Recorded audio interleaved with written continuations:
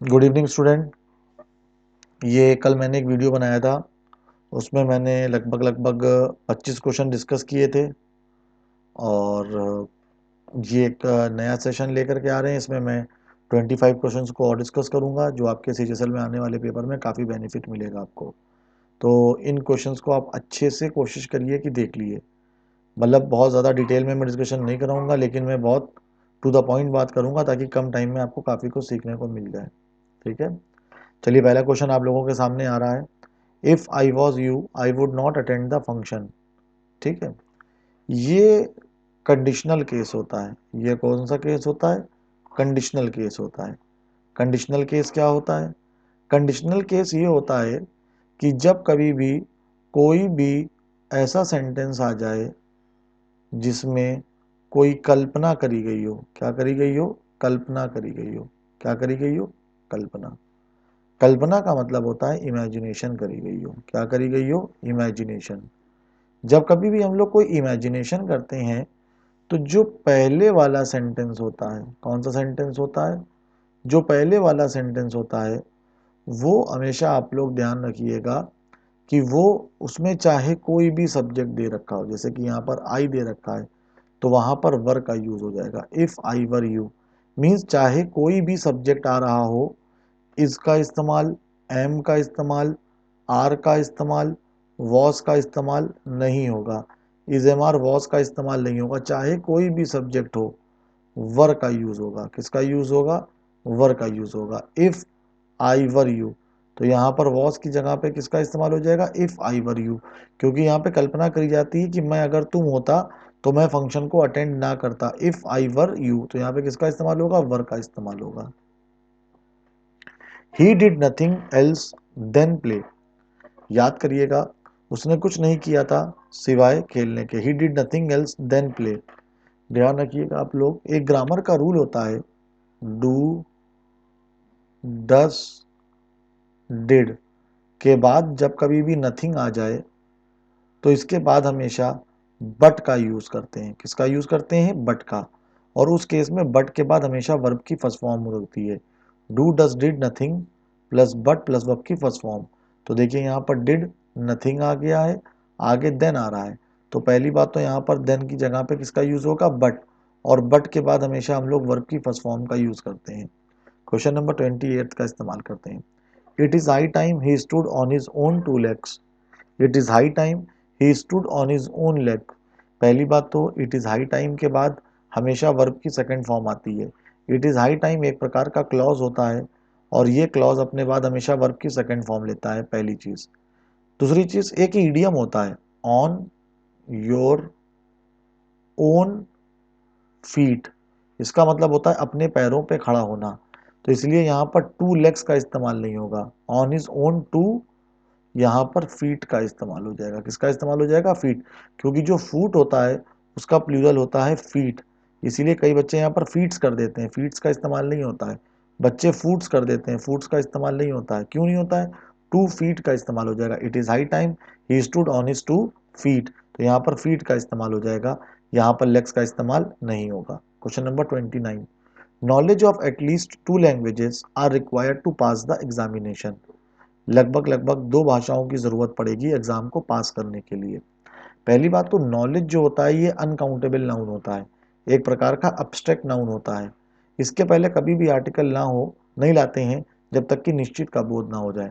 और यहाँ पर बताया जा रहा है कि पर्टिकुलरली दो नॉलेजेस की जरूरत पड़ेगी, the knowledge of at least two languages की जरूरत पड़ेगी। तो यहाँ पर नॉलेज के पहले द का इस्तेमाल करना बिल्कुल सही रहेगा। यहाँ पर the knowledge of at least two languages, क्योंकि यहाँ पे बताया गया है पर्टिकुलरली दो लैंग्वेजेस की जरूरत पड़ेगी। कितनी नॉलेज की जरूरत पड़ेगी? दो लैंग्वेजेस के नॉलेज की जरूरत पड़ेगी। इसलिए यहाँ पे नॉलेज के पहले द का इस्तेमाल करना बिल्कुल सही है। When I arrived, I found them both sitting at the table waiting on me. With sitting, पहली बात तो सिटिंग एट द टेबल का मतलब होता है टेबल लगी हुई थी और कुर्सियों के ऊपर बैठे हुए थे।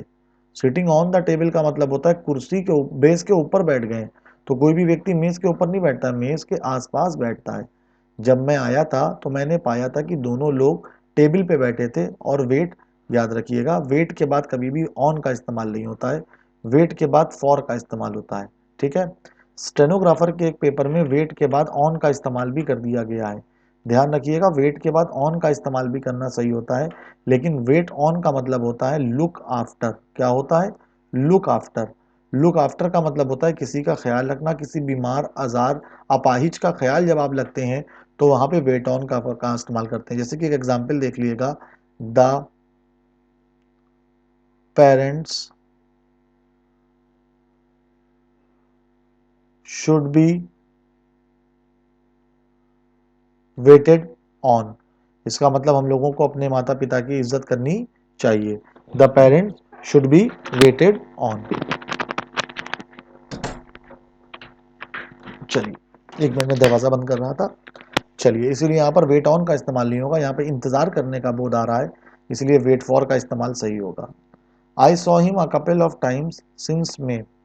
आई saw him couple of times since मे।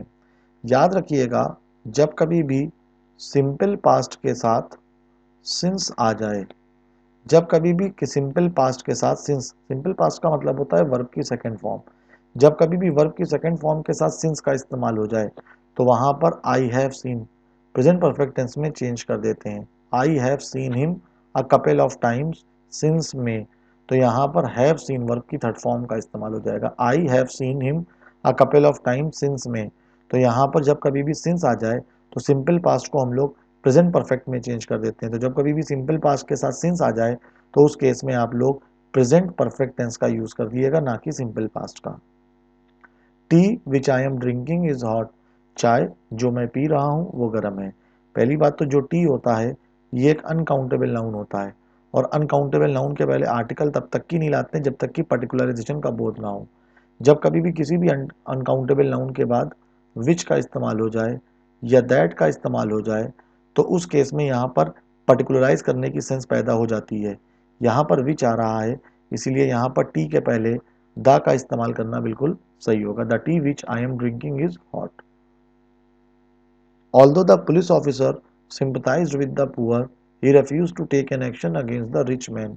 हालांकि जो पुलिस ऑफिसर था उसकी सहानुभूति थी गरीबों के साथ, लेकिन उसने मना कर दिया था with the poor, he refused to take an action against the rich man. No error। इस सेंटेंस में कोई भी ग्रामेटिकल एरर नहीं है। शायद इसमें एक गलती हो सकती है, take, I will take action against you. Take action मेरे ख्याल से एक फ्रेज होता है, I would have to check this. Take action का मतलब होता है किसी के खिलाफ कोई चीज़ें चेक करना, तो मुझे लगता है ये चीज़ हो सकती है, दफ़ा मुझे चेक करना पड़ेगा, या तो इसमें नो एरर होगा या तो टेक एन एक्शन में टेक एक्शन हो जाएगा, एक्शन के पहले एन को हटाना पड़ेगा। दैट इज़ क्वाइट कंफ्यूजिंग, तो मैं इसको पहले चेक कर लूँगा फिर आप लोगों को बता दूंगा। We were looking forward to hear news about the missing fisherman. Look forward to, ध्यान रखिएगा, look forward to, look forward to के बाद हमेशा जेरेंट का यूज होता है। लुक फॉरवर्ड टू के बाद हमेशा जेरेंट का यूज होता है। लुक फॉरवर्ड टू, जो ये टू होता है ये प्रेपोजिशन की तरह काम कर रहा है, तो जब कभी भी लुक फॉरवर्ड टू आ जाए तो उसके बाद जेरेंट का इस्तेमाल करना सही होता है। इसीलिए यहाँ पर हेयर की जगह पे किसका इस्तेमाल हो जाएगा? हेयरिंग का इस्तेमाल हो जाएगा। Look forward to hearing news about the missing fisherman. Question number 35, the actress was shocked by the news of a dog's death. जो एक्ट्रेस थी वो बहुत ही आश्चर्यचकित थी अपने कुत्ते की मौत को सुन करके। तो शॉक के बाद बाई का इस्तेमाल नहीं होता है, शॉक के बाद एट का इस्तेमाल होता है। The actress was shocked eight, shock by का प्रयोग नहीं होगा, शॉक एट का इस्तेमाल होगा। One of the question he asked me was who did you travel with. एक क्वेश्चन जो उसने मुझसे पूछा था वो ये पूछा था कि तुम किसके साथ ट्रेवल किए थे। पहली बात तो यू सब्जेक्ट हो गया और डिड हेल्पिंग वर्ब हो गया। ये जो विद आ रहा है इसका रिलेशन हु से है, इसीलिए यहाँ पर हु की जगह पे हुम का इस्तेमाल हो जाएगा, क्योंकि यहाँ पर ऑब्जेक्टिव केस की जरूरत पड़ रही, क्योंकि ट्रेवल के लिए यू आ रहा है तो तुम किसके साथ टहले थे, तो ये ट्रेवल का ऑब्जेक्ट हो गया, इसलिए यहाँ पर हु की जगह पे हुम का इस्तेमाल करना सही होगा। ये ग्रामर के काफ़ी टफ कॉन्सेप्ट होते हैं, इसको अगर यहाँ पे पढ़ाने बैठेंगे तो काफ़ी देर लग जाएगी। I know a doctor you are referring to. मैं जानता हूँ उस डॉक्टर को जिसको तुम रिफर कर रहे हो। तो यहाँ पर कोई पर्टिकुलर डॉक्टर की बात हो रही है जिसको तुम जानते हो, तो it is a particular doctor. तो ये कोई पर्टिकुलर डॉक्टर है, इसीलिए यहाँ पर आ का इस्तेमाल नहीं होगा, किसका इस्तेमाल होगा, दा का, क्योंकि मैं जानता हूँ उस डॉक्टर को जिसको तुम रिफर कर रहे हो। तो तुम जब जानते हो तो आ क्यों लगाओगे, दा लगाओगे ना। The introduction of job oriented course, ये पहली बात तो कोर्स की स्पेलिंग गलत पड़ गई है धोखे से, तो इसकी गलती आप लोग ना पकड़िएगा। The introduction of job oriented course in the self financing colleges, पहली बात तो यहाँ पर जो ऑफ है ये एक प्रेपोजिशन है। प्रेपोजिशन के बाद जो कोर्स है वो ऑब्जेक्ट की तरह काम कर रहा है और इंट्रोडक्शन सब्जेक्ट की तरह काम कर रहा है। सेल्फ फाइनेंसिंग कॉलेजेस, कॉलेजेस में ऑब्जेक्ट है क्योंकि ये वाले प्रेपोजिशन के बाद आ रहा है, ये ऑफ प्रेपोजिशन के बाद कोर्स आ रहा है। तो यहाँ पर अट्रैक्ट की जगह पे किसका इस्तेमाल हो जाएगा, अट्रैक्ट्स का इस्तेमाल हो जाएगा, वर्ब सिंगुलर आ जाएगी, क्योंकि यहाँ पर जो सब्जेक्ट है वो कौन है, इंट्रोडक्शन है, और इंट्रोडक्शन के लिए अट्रैक्ट्स का इस्तेमाल होता है। It is better to keep one's head in the face of danger than losing one's courage.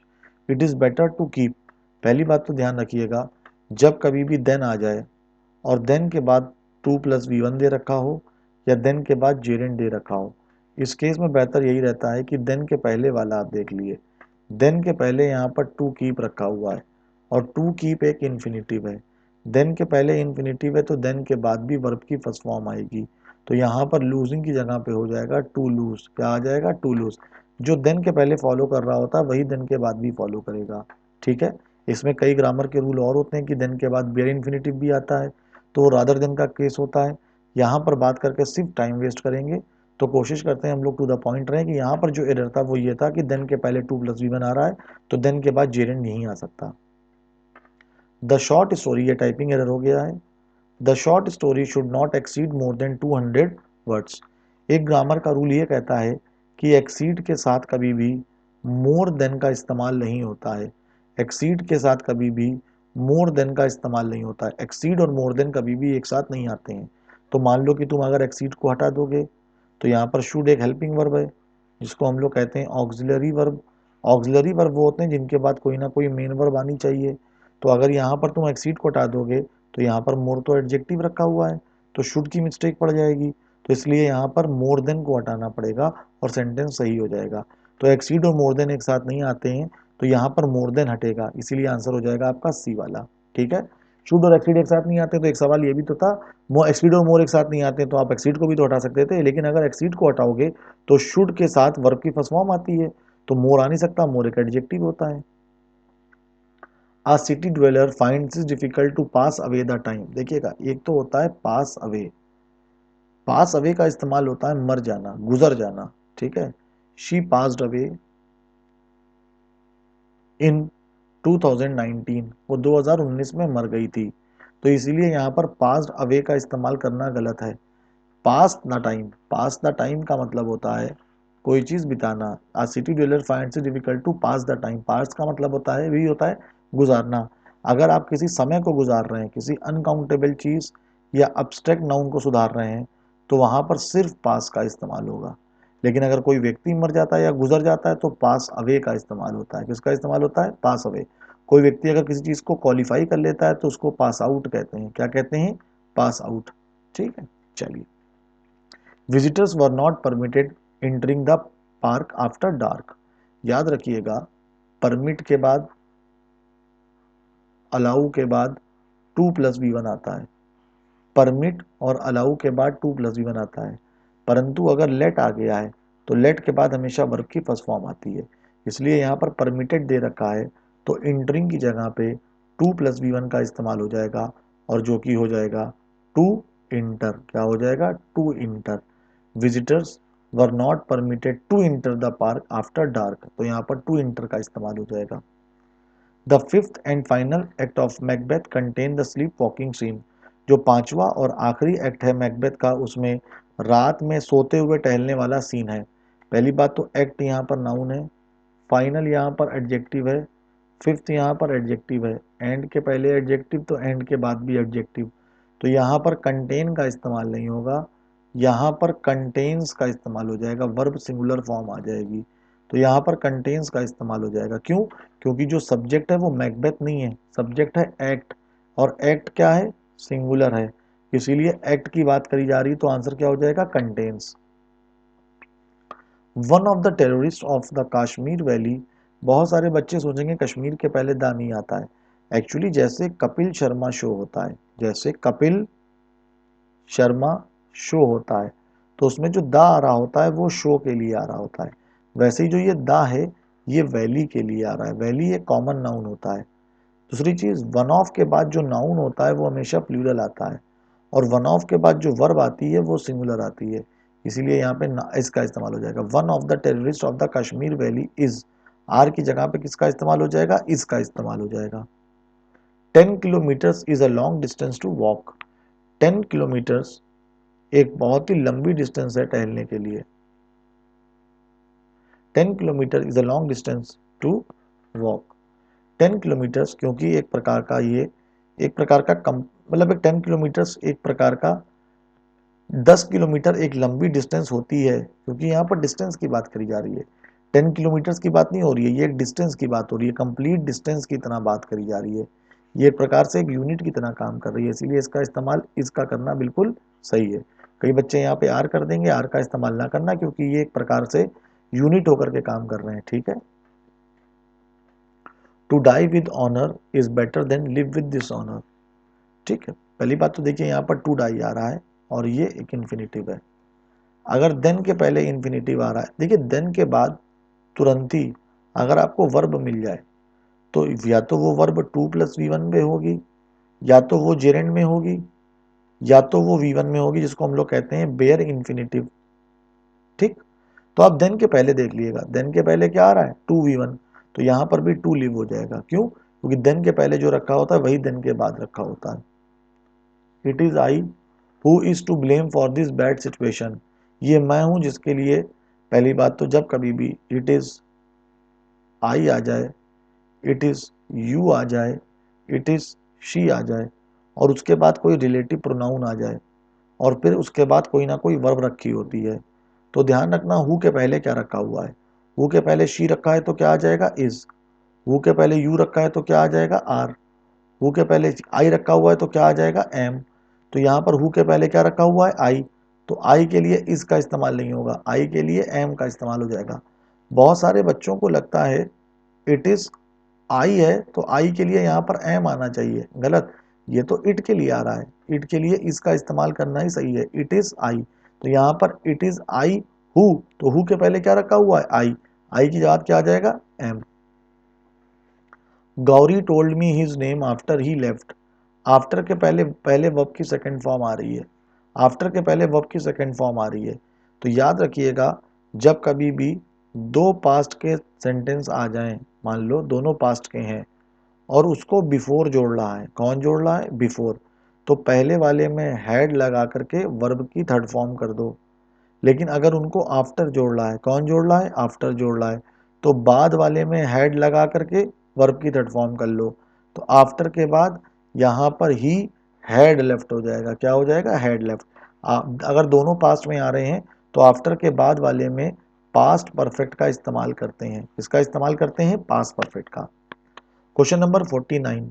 John would have told you the truth if you had asked him. John ने तुमको सच्चाई बता दी होती अगर तुमने उससे पूछा होता। John would have told you the truth if you had asked him. John would have told you the truth if you had asked him. No error, कोई भी ग्रामेटिकल एरर नहीं है। ये कंडीशनल सेंटेंस है। कौन सा सेंटेंस है? Conditional. Conditional में पहले वाले में वुड हैव आ रहा है और दूसरे वाले में हैड प्लस वर्ब की थर्ड फॉर्म आ रही है। Question number 50। My sister read by pages after pages. पहली बात तो माई सिस्टर रीड, देखिए कितना दिमागदार है ये। पहली बात तो देखिए, जो ये रीड है यही वर्ब की फर्स्ट फॉर्म होती है, यही वर्ब की सेकंड फॉर्म होती है और यही वर्ब की थर्ड फॉर्म होती है, लेकिन इसका उच्चारण अलग हो जाता है। इसका एक उच्चारण हो जाता है रीड, रीड, वैसे ही रीड, रीड, रेड और रेड। इसका मतलब इसकी वर्ब की सेकंड फॉर्म और थर्ड फॉर्म हो जाती है रेड, रेड, लेकिन स्पेलिंग यही रहती है। तो यहाँ पर ये वर्ब की सेकंड फॉर्म की तरह काम कर रहा है कि मेरी बहन ने पढ़ा था। ठीक है। याद करिएगा, जब किसी भी दो नाउन को कोई प्रेपोजिशन जोड़ दे, जब कभी भी किसी दो नाउन को कोई प्रेपोजिशन जोड़ दे, तो पहले वाला और दूसरा वाला दोनों नाउन हमेशा सिंगुलर रहते हैं। दोनों नाउन हमेशा सिंगुलर रहते हैं। तो यहाँ पर आफ्टर के पहले क्या आ रहा है, पेजेस, तो इसमें से भी एच हटाना पड़ेगा, और आफ्टर के बाद क्या आ रहा है, पेजेस, इसके बाद भी पहले दा हटाना पड़ेगा। तो याद रखिएगा, जब कभी भी दो नाउन को कोई प्रेपोजिशन जोड़े तो वो दोनों हमेशा सिंगुलर रहते हैं। क्या रहते हैं, सिंगुलर। बच्चे यहाँ पर रीड को देख करके रीड्स कर दिया होगा, रीड्स भी सही है, अगर ये आगे मिस्टेक ना होती तो हम भी रीड्स ही करते, लेकिन रीड आपकी सेकंड फॉर्म भी तो होती है, इसीलिए आंसर हो जाएगा इसमें सी वाला। बहुत बहुत शुक्रिया आप लोगों का वीडियो देखने के लिए। अगर आप पहली बार वीडियो देख रहे हैं तो सब्सक्राइब कर लें, और अगर आप मेरे ही स्टूडेंट हैं जो वीडियो देख रहे हैं तो कोशिश ये करिएगा जैसे ही वीडियो ख़त्म हो तो लाइक करके जाइएगा। बहुत बहुत शुक्रिया।